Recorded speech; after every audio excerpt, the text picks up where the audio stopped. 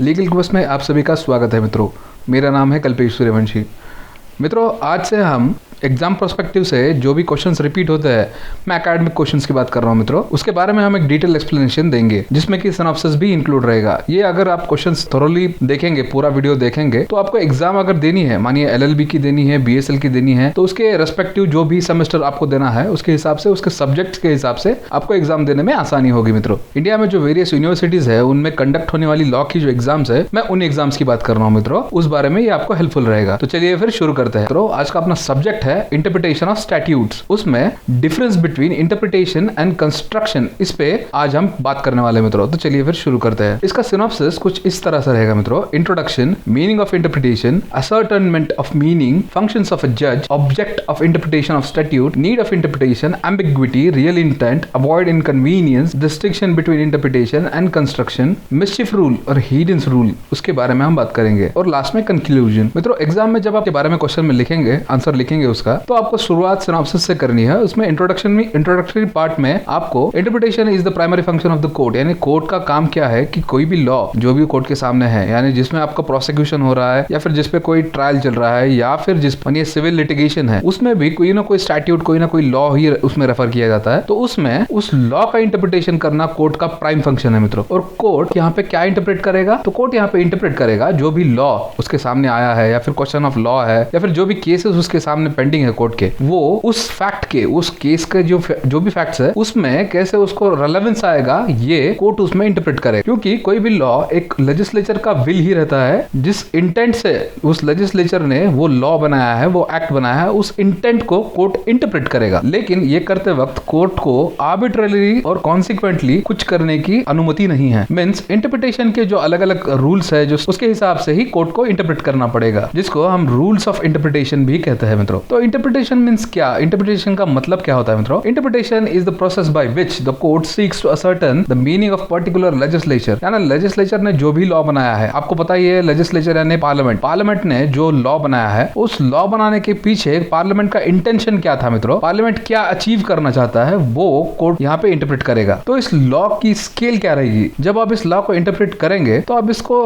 किस मायने पे देखेंगे? तो a law must be certain, uniform and predictable. ये तीन एस्पेक्ट्स है इस एक लॉ के। ये लॉ उस तीनों एस्पेक्ट्स पे वो लॉ एक प्रोपोर्शन में आना चाहिए मित्रों। यहाँ पे सैलमन की एक डेफिनेशन है मित्रों। Interpretation is the process by which the court seeks to ascertain the meaning of particular legislation through authoritative form in which it is expressed. यानी यहाँ पे सिर्फ कोर्ट यहाँ पे इंटरप्रेट नहीं कर रहा है, बल्कि एक अथॉरिटेटिव, यानी उससे कुछ मायने निकल रहे हैं, उस मायनों को उस केस लॉ में इंप्लीमेंट भी करना पड़ेगा मित्रों। यहाँ पे अथॉरिटेटिव वर्ड का मतलब साइंटिफिक होता है मित्रों, यानी कुछ साइंटिफिक रूल अप्लाई करके वो करके जो भी उसका एंड आता है, जो भी उसका रिजल्ट आता है, एंड रिजल्ट, वो ही इंटरप्रिटेशन कहलाएगा मित्रों। असर्टमेंट ऑफ मीनिंग्स, इसमें क्या आएगा मित्रों? According to Keeton, functions of the जज, यानी एक जज के क्या फंक्शंस होनी चाहिए मित्रों? Firstly he has to decide the exact meaning of what the legislature has actually said, यानी उस लेजिस्लेचर का उस लॉ बनाने के पीछे क्या इंटेंट है, वो उससे या फिर जो भी केस उस जज के सामने है उसमें उसका क्या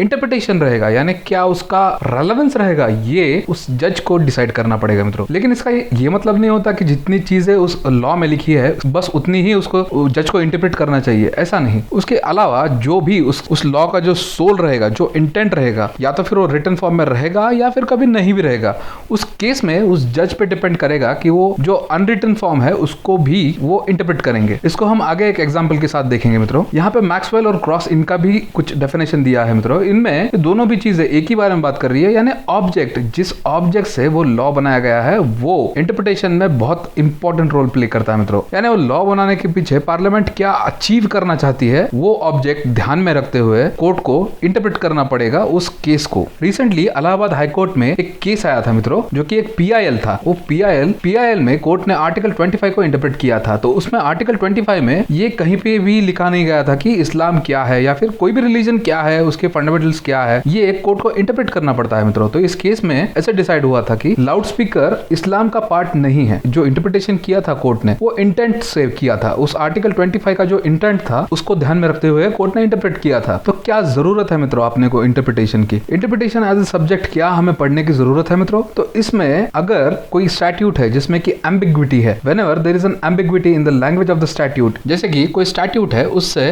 उसका जो मतलब निकलना चाहिए वो एक से ज्यादा मतलब निकल रहा है, उस केस में कोर्ट को क्या डिसाइड करना चाहिए? तो वहां पे कोर्ट जो इंटरप्रिटेशन करेगा वो इंटरप्रिटेशन के रूल्स के हिसाब से करेगा मित्रों। For example Yusuf Abdul Aziz versus state of Bombay, ये केस में सेक्शन 497 आईपीसी के बारे में बात की गई थी मित्रों। आईपीसी 497 की एप्लीकेबिलिटीज को लेके 1951 से एम्बिग्विटी थी, तो ये एम्बिग्विटी 2017 में क्लियर हुई। एडल्ट्री का जो सेक्शन है इंडियन पीनल कोड में वो डीक्रिमिनलाइज कर दिया गया था मित्रों। तो इंटरप्रिटेशन से हमें क्या मदद होती है मित्रों? तो real interpretation of the legislature का वो लॉ बनाने के पीछे क्या मतलब है, उनका क्या अचीव करना चाहता है लेजिस्लेचर, वो रूल को अप्लाई करने से हमें मालूम चलता है, उसका विविडनेस क्लियर होता है मित्रों। टू अवॉइड द इनकन्वीनियंस, यानी अगर कुछ टाइपोग्राफिकल एरर है जो कि वो स्टैट्यूट में है या फिर वो लॉ में है, तो वहां पे कोर्ट को इंटरप्रेट करते वक्त वो जो स्टैट्यूट है, वो जो रेस्पेक्टिव लॉ है, उसका जो इंटेंट था वो ही ध्यान में रखना पड़ेगा और एरर को नजरअंदाज करना पड़ेगा। बहुत सारे केसेस में डबल मीनिंग में निकलता है एक ही स्टैट्यूट से, या डबल से भी ज्यादा मीनिंग निकल सकते हैं मित्रों। तो उस केस में कोर्ट को जो रेलेवेंट उसका मीनिंग निकलेगा वही कंसिडर करना पड़ेगा मित्रों। रेलेवेंट यानी वो जो पर्टिकुलर केस है आपके सामने, जो भी पेंडिंग केस है, उस केस में अभी इंडिविजुअल केस पे डिपेंड करता है मित्रों, उस केस में उसका मीनिंग का रेलेवेंस कितना रहेगा उसके ऊपर वो डिपेंड करता है। या फिर कोई लैक्यूना अगर वो स्टैट्यूट में है, जैसे कि विशाखा गाइडलाइंस इशू हुए थे, कोई लॉ वहां पे प्रिवेल नहीं करता था मित्रों, तो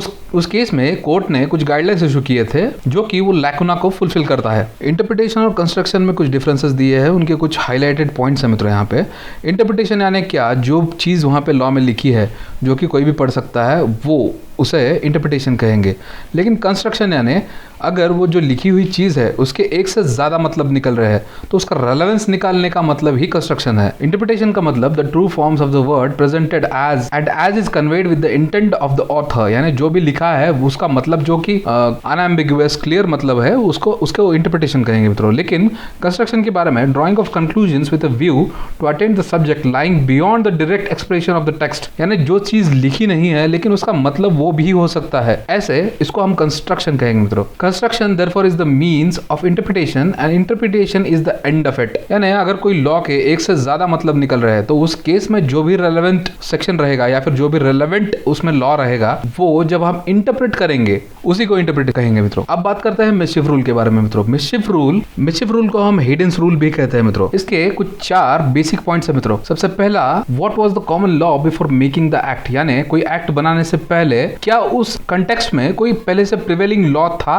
जो कि लेजिस्लेचर ने तो पास नहीं किया था, लेकिन या फिर लोकल लॉ या फिर कोई ऐसी चीज जो एक लॉ का काम करती थी, क्या वो थी? और अगर कोई ऐसा लॉ था तो उस लॉ का या फिर उस लॉ को बदलने की जरूरत क्यों आन पड़ी थी मित्रों? और अगर उस लॉ को बदलने की जरूरत थी तो उसके लिए पार्लियामेंट को क्या करना पड़ा था, ये 3rd पॉइंट में डिस्कस किया गया मित्रों। 4th पॉइंट क्या कहता है, the true reason of the remedy and the then office of all the जजेस is always to make such construction as shall suppress the mischief and advance the remedies, यानी जो पहले के लॉ फेल हुए, ये जो नया लॉ बनाया है वो पहले के लॉ को, पार्लियामेंट्री लॉ बनाने से पहले जो लॉ थे एग्जिस्टेंस में, उनका फेल होने का जो भी रीजन था या फिर उनको जो रिन्यू करने का रीजन था उसको रिपीट होने से बचाना, ये 4th का काम था। हेडन्स रूल क्या कहता है मित्रों, अगर एक से ज्यादा कोई कंक्लूजन्स कोई केस में निकलते हैं तो वहां पे कोर्ट क्या चीज अडॉप्ट करेगा।